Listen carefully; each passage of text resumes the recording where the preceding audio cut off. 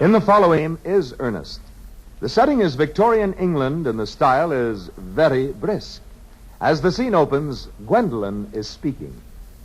Pray don't talk to me about the weather, Mr. Worthington. Whenever people talk to me about the weather, I always feel quite certain they mean something else, and that makes me so nervous. I do mean something else. I thought so. In fact, I am never wrong.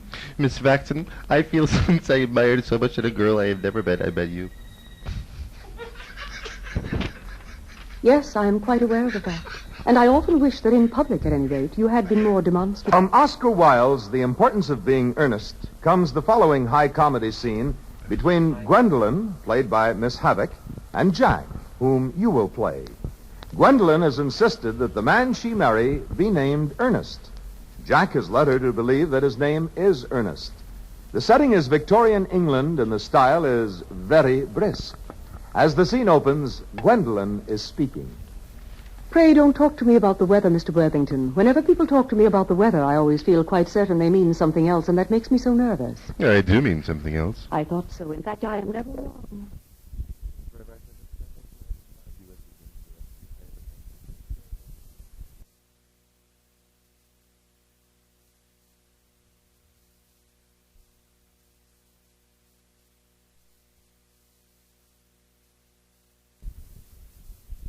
Yes, I am quite aware of the fact. And I often wish that in public, at any rate, you had been more demonstrative.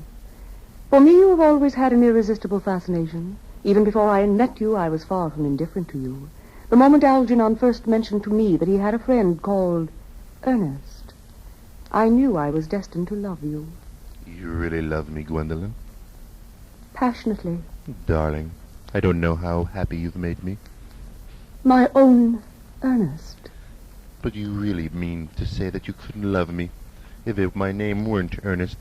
But your name is Ernest. Yes, I know it is. But supposing it was something else, do you mean to say that you couldn't love me then? Ah, that is clearly a metaphysical speculation, and like most metaphysical speculations, has very little reference at all to the actual facts of real life as we know them. Personally, darling, to speak is quite candidly, I don't know as much about their name Ernest.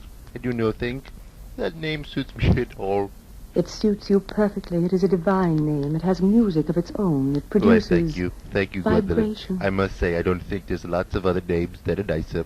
I think Jack, for instance, a charming name. I meant Jack. No, there is very little music in the name Jack.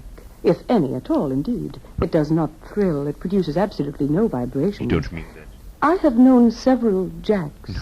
And they all, without exception, were more than usually plain. No, the only really safe name is Ernest. Oh, Gwendolen, I must get christened at once. I mean, we just got married at once, and there's no time at all, like last time. Married, Mr. Worthington? Well, surely. You know that I love you, and you led me to believe, Miss Fairfax, that you were absolutely indifferent to me. I adore you, but you haven't proposed to me yet. Well, nothing has been said at all about marriage. The subject has not even been touched on.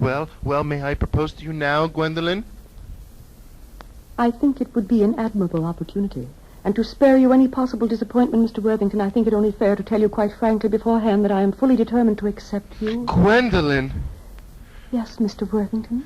What have you to say to me? Gwendolen, you know what I have to say to you, Gwendolen. Yes, but you don't say it.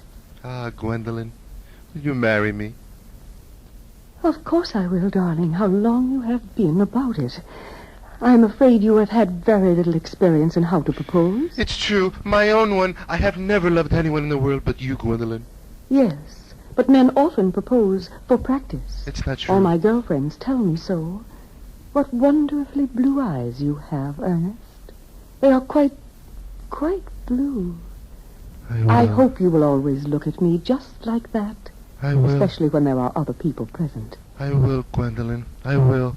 I will always, and you are so happy. You make me happy yes. between Ernest. the legs there. And I shall be so very proud to be your wife. Dearest, dearest Ernest.